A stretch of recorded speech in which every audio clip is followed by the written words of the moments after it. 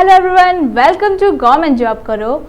आज की वीडियो में हम लोग बात करने वाले हैं कि कैसे आप घर बैठे ही सुपरवाइज़र की पोस्ट के लिए फिल कर सकते हैं अपने एप्लीकेशन फॉर्म्स काफ़ी आसान तरीके से। इस बारे में जानने के लिए इस वीडियो को अंत तक ज़रूर देखें, क्योंकि इस वीडियो के दौरान मैंने आपको हर वो स्टेप बताया है, हर वो प्रोसीजर बताया है जिससे आप अपने घर बैठे ही ईजिली अपने एप्लीकेशन फॉर्म फिल करके सबमिट कर सकते हैं। वीडियो को शुरू करने से पहले मैं आपके साथ शेयर करना चाहती हूँ कि इम्पॉर्टेंट इन्फॉर्मेशन कि अगर आप तैयारी कर रहे हैं फीमेल सुपरवाइज़र की पोस्ट के लिए तो हमारी वेबसाइट गवर्नमेंट जॉब करो, जिसका लिंक आपको नीचे डिस्क्रिप्शन बॉक्स में मिल जाएगा। हम आपके लिए लेकर आए हैं one of the best course of supervisor post, जिसकी हेल्प से आप इस साल ही सुपरवाइज़र के एग्जामिनेशन को कर सकते हैं, आसानी से क्रैक और बन सकते हैं इस साल के सुपरवाइज़र। इसके लिए देरी किस बात की, जल्दी से जल्दी विजिट कीजिए हमारी ऑफिशियल वेबसाइट और एनरोल कीजिए हमारे कोर्सेज को। तो सबसे पहले आप विजिट करते हैं PSSB के ऑफिशियल वेबसाइट के पेज पे। तो जैसे आप इनके ऑफिशियल वेबसाइट पे विजिट करते हैं, आपके सामने एक होम पेज ओपन हो जाता है। होम पेज ओपन होता है, इसमें आपको ऊपर बहुत सारी ऑप्शन दी जाती हैं, जहाँ पर advertisement, results, download, online application, ये सारे ऑप्शन दिए जाते हैं। तो उसमें जाके आप ऑनलाइन एप्लीकेशन वाले जो पॉइंट है उस पर क्लिक करते हैं। जैसे ही आप ऑनलाइन एप्लीकेशन पॉइंट पे क्लिक करते हैं, वैसे आपके सामने जो एप्लीकेशंस ओपन हुई हैं, न्यू जो रिक्रूटमेंट के एप्लीकेशंस फॉर्म्स आए हैं, वो सारे आपके स्क्रीन पे शो होने लग जाती हैं। तो उस पे जाके आप क्लिक करेंगे सुपरवाइज़र के एप्लीकेशन फॉर्म पे, जिसमें लिखा होगा 12/6/2021 online application of advertisement number 7/2021 for the post of supervisor new.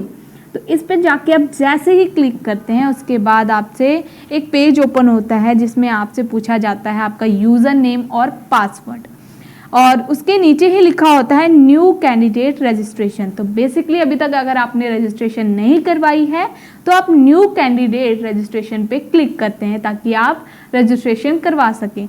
और अगर आपने रजिस्ट्रेशन करवा रखी है तो आपके पास एक यूज़र नेम और पासवर्ड होगा, जिसे आप फिल करके इसमें लॉगिन करके आप अदर जितने भी फॉर्म है वो फिल कर सकते हैं। बट मैं आपको शुरू से बताऊँगी। तो जैसे ही आप न्यू कैंडिडेट रजिस्ट्रेशन पर क्लिक करते हैं तो आपके सामने एक फॉर्मेट ओपन होता है, जिसमें आपसे सारी टर्म्स और कंडीशंस आपको बताई जाती हैं। उसके बाद आपको सारे स्टेप्स बताए जाते हैं। देन आपकी कितनी फ़ीस लगेगी, मीन्स कितने रजिस्ट्रेशन चार्जेस लगेंगे, वो भी आपको एक चार्ट फॉर्म में बताए जाते हैं। उसके बाद आप देखिए तो लास्ट में एक ऑप्शन आता है आपके पास, I have read and understood all the instructions. आप जैसे ही उस पर टिक करते हैं, देन आप क्लिक करते हैं क्लिक हेयर टू प्रोसीड पे, जो कि ब्लू कलर में आता है।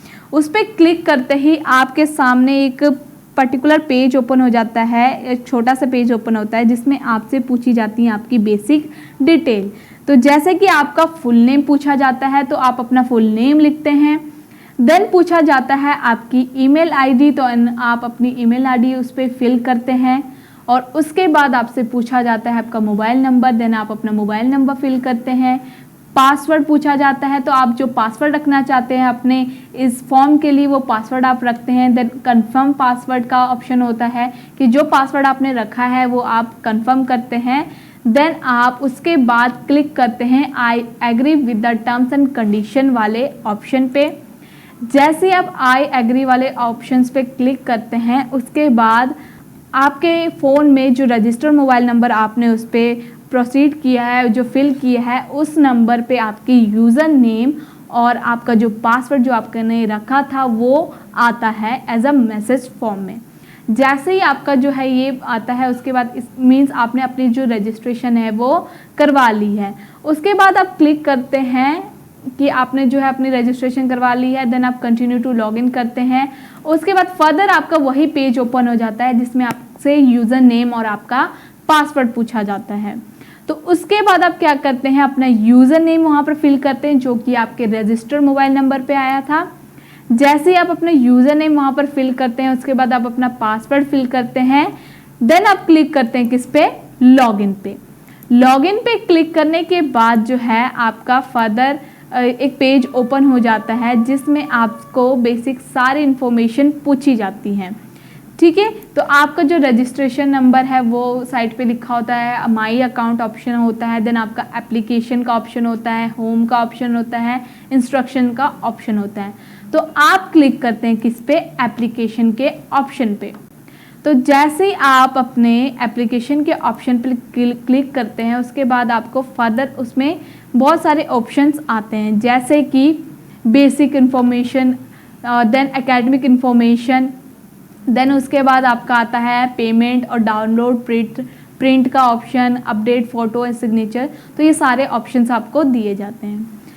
उसके बाद आप क्लिक करते हैं बेसिक इन्फॉर्मेशन वाले में, क्योंकि आपने शुरू से अपना फॉर्म फिल करना है इसीलिए। तो जैसे ही आप अपना बेसिक इन्फॉर्मेशन का उस पर क्लिक करते हैं उसके बाद आपके पास आप क्लिक करते हैं बेसिक इन्फॉर्मेशन वाले में, क्योंकि आपने शुरू से अपना फॉर्म फिल करना है इसीलिए। तो जैसे ही आप अपना बेसिक इन्फॉर्मेशन का उस पर क्लिक करते हैं उसके बाद आपके पास एक फर्दर पेज ओपन हो जाता है जिसमें आपको अलग अलग पर्सनल और साथ के साथ बेसिक इन्फॉर्मेशन आपके बारे में पूछी जाती है। जैसे कि सबसे पहले पोस्ट अप्लाइड फॉर सुपरवाइज़र की पोस्ट के लिए आपने अप्लाई किया ऑफकोर्स है, और एप्लीकेशन नंबर आपका ऑटोमेटिकली ये दोनों चीज़ें आपके वहाँ पर फिल हुई होती हैं। देन आपका नेम भी जो है वहाँ पर फिल हुआ होता है क्योंकि आपने रजिस्ट्रेशन करवा रखी है। उसके बाद आप फिल करते हो अपना father name. Father name fill करने के बाद आपसे पूछा जाता है आपका मदर का नेम, तो आप देन अपना मदर का नेम वहाँ पर फिल करते हो। मदर नेम फिल करने के बाद आपसे पूछी जाती है आपकी कैटेगरी। तो कैटेगरी फिल करते हो, आप कौन सी कैटेगरी से बिलोंग करते हो, जिसमें आपको बहुत सारे ऑप्शन दिए जाते हैं कि कौन सी कैटेगरी से आप बिलोंग करते हो। उसके बाद डेट ऑफ बर्थ आप फिल करते हो अपना कि कौन से सन में और कौन से मंथ और कौन सी डेट को जो है आपका डेट ऑफ बर्थ हुआ है, और ये आप देखते हो एज ऑन अकॉर्डिंग जनवरी 1, 2021 के बेसिस पे, क्योंकि इसके लिए जो है आपकी एज लिमिट 18 to 37 होनी चाहिए अगर आप जनरल कैटेगरी से बिलोंग करते हो। बाकी एज़ पर रिलैक्सेशन जो कि होती हैं बाकी और कैटेगरीज के लिए वो उस तरीके से रहेंगी। उसके बाद आप फिल करते हो अपना जेंडर, देन आपका मैरिटल स्टेटस क्या है, मैरिड हो, अनमैरिड हो, या विडो हो, या डिवोर्स हो, तो वो आप फिल करते हो। देन आपका ईमेल आईडी और मोबाइल नंबर ऑलरेडी वहाँ पर होता है क्योंकि आपने वो रजिस्ट्रेशन करवा रखी है। उसके बाद आप भरते हो एक ऑल्टरनेटिव मोबाइल नंबर अगर आपके पास कोई ऑल्टरनेटिव मोबाइल नंबर है तो। उसके बाद आइडेंटिटी प्रूफ देते हो आप कौन सा, कि आप पैन कार्ड का नंबर देना चाहते हो, आधार कार्ड का, कोई भी आइडेंटिटी प्रूफ। देन आप अपना आइडेंटिटी प्रूफ नंबर भरते हो। उसके बाद आपसे पूछी जाती है आपकी नेशनैलिटी क्या है। आप वैसे बेसिक इसका कंसेप्ट ही यही है, आप नेशनैलिटी आपकी इंडियन होनी चाहिए, मतलब आप इंडिया के रहने वाले होने चाहिए। ठीक है, उसके बाद आपसे पूछा जाता है कि अब पंजाबी पास्ट आपने की है कि नहीं की है 10th लेवल में। देन अपने रिक्वेस्टिक आपकी एजुकेशन क्वालिफिकेशन है कि नहीं है as per the supervisor post, आप पंजाब के रहने वाले हो कि कहीं और के।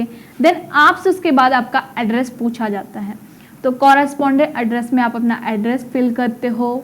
उसके बाद अपनी सिटी का नेम आप फिल करते हो, देन पिन कोड फिल करते हो, और उसके बाद आप स्टेट अपना सेलेक्ट करते हो। ठीक है, तो स्टेट में भी आपको बहुत सारी ऑप्शंस दी जाती हैं कि कौन से स्टेट से आप बिलोंग करते हो।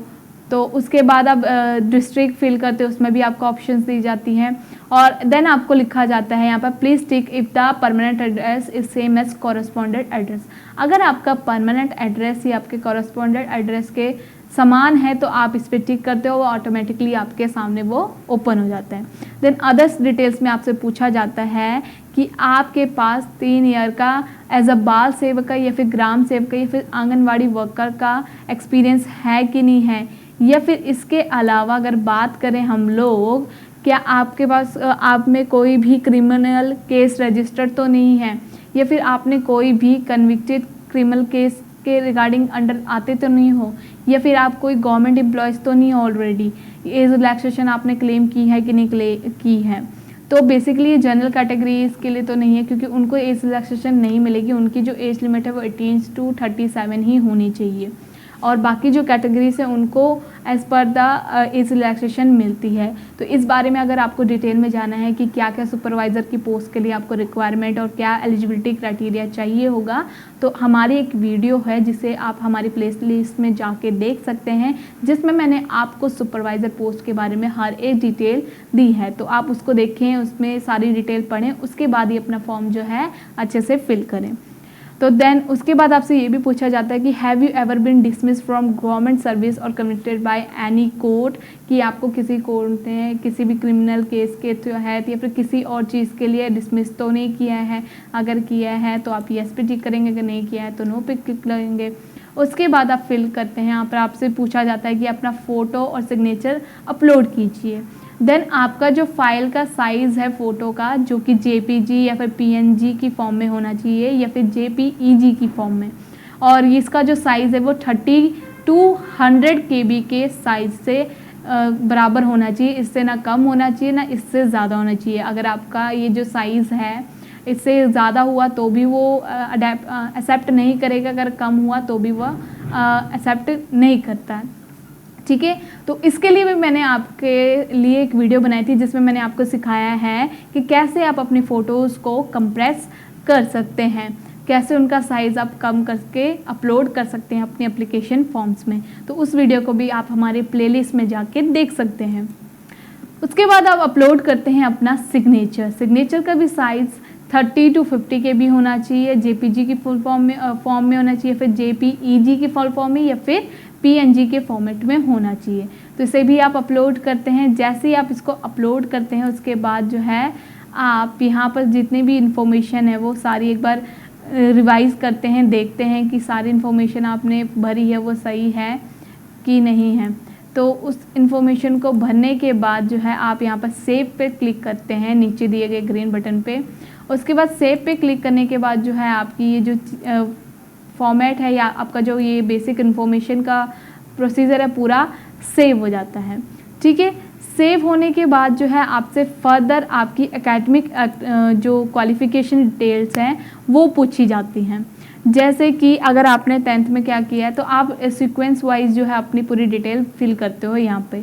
तो 10th की डिटेल आप फिल करते हो, जिसमें आपसे पूछा जाता है आपकी क्या आपका क्लास नेम मीन्स की क्वालिफ़िकेशन क्या है, सब्जेक्ट कौन कौन से पढ़े हैं आपने, कितने मार्क्स आए हैं, मैक्सिमम मार्क्स कितने थे, परसेंटेज कितनी आई है। ठीक है, उसके बाद बोर्ड और यूनिवर्सिटी क्या है। देन आपसे पासिंग ईयर पूछा जाता है, mode of degree, then upload document, मतलब आपका जो ये 10th का सर्टिफिकेट है आप वो अपलोड करते हो। देन आप सेव करते हो इसको। सेव करने के बाद आपके पास फर्दर जो है आप अपने 12th की भी डिटेल इसी तरीके से आप फिल करते हो सारी, कि किस ईयर में आपने कैसे पास किया है, ये सारी इन्फॉर्मेशन फिल करने के बाद जो है ऐसे ही आप ग्रेजुएशन की डिटेल भी आप फिल करते हो। ठीक है, ग्रेजुएशन की डिटेल भी फिल करने के बाद आप सेव करते हो। तो ये तीनों जो है चीज़ें आपने सीक्वेंस में करनी है। तो ग्रेजुएशन में जैसे कि मैंने आपको अब हमारी वीडियो में बताया था, जिसे आप हमारी प्लेलिस्ट में जाके देख सकते हैं, उसमें मैंने स्पेसिफिक आपको सब्जेक्ट बताए थे कि कौन कौन से सब्जेक्ट जो है आपको चाहिए होंगे, कौन कौन से सब्जेक्ट आपके ग्रेजुएशन में होने चाहिए। तो ये जो चीज़ें हैं आप तभी अप्लाई कर सकते हैं अगर आपने वो सब्जेक्ट कर रखे हैं ग्रेजुएशन में।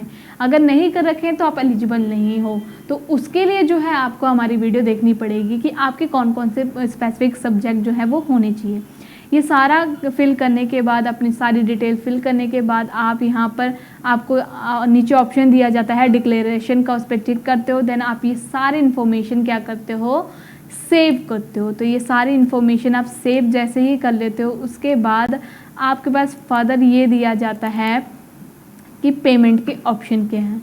तो ये सारी डिटेल्स आप एक बार रिवाइज़ भी कर सकते हो दोबारा। रिवाइज़ करने के बाद आप क्या करते हो, ये सारी अपनी डिटेल्स चेक करने के बाद आप फर्दर इसको सेव करने के बाद आपका नेक्स्ट जो प्रोसीजर है वो पेमेंट मोड का होता है, मतलब कैसे फ़ीस आपने पे करनी है। तो आपका फॉर्मेट एक ओपन हो जाता है जिसमें फ़ीस पेमेंट का होता है सारा ऑप्शन। उसमें आपको दिया जाता है ऑप्शन पे फ़ी का। वहाँ पर क्लिक करने के बाद जो है आप अपनी फ़ीस जो है वो पे कर सकते हो एज़ पर योर कैटेगरी, कि किस कैटेगरी से आप बिलोंग करते हो, कितनी आपको रजिस्ट्रेशन फ़ीस के चार्जेस लगे हैं, वो आपकी सारी डिटेल आपके एप्लीकेशन फॉर्म्स में आपको दी जाती है। तो ये सारी चीज़ें करने के बाद आप अपनी फ़ीस और रजिस्ट्रेशन फ़ीस पे करते हो with in 2 days of application forms. ये फिर उसी समय आप कर सकते हो। ठीक है, तो ये करने के बाद आपका जो है एप्लीकेशन फॉर्म सबमिट हो जाता है और आप इजीली जो है इनके वेट कर सकते हैं कि इनके एडमिट कार्ड कब से आएंगे, इनके एग्जामिनेशन डेट के बारे में इनकी ऑफिशियल वेबसाइट को विजिट करते रहिए, क्योंकि इसके बारे में आपको अपडेट मिलती रहेगी। और साथ के साथ अगर कोई भी अपडेट आती है इसके बारे में तो हमारा चैनल आपके लिए वीडियोस लेकर आता रहता है, तो उससे भी बने रहे, हमारे चैनल के साथ भी बने रहे और इनकी ऑफिशियल वेबसाइट को आप रेगुलर विजिट करते रहें। सो ये थी आज की हमारी latest update regarding government job. अगर आपको ऐसे ही अपडेट चाहिए आपके फ़ोन पे तो हमारे टेलीग्राम ग्रुप को ज्वाइन करना ना भूलें। साथ के साथ विजिट कीजिए हमारी ऑफिशियल वेबसाइट जिसका लिंक आपको नीचे डिस्क्रिप्शन बॉक्स में मिल जाएगा और एनरोल कीजिए हमारा सुपरवाइजर पोस्ट का कोर्स, ताकि आप इस साल ही सुपरवाइजर के एग्जामिनेशन को आसानी से क्रैक कर पाएं। और अगर आपको इस रिलेटेड कोई भी क्वेश्चन पूछना है तो आप हमें कमेंट सेक्शन में पूछ सकते हैं और इस वीडियो को लाइक, शेयर और चैनल को सब्सक्राइब करना ना भूलें। Thank you.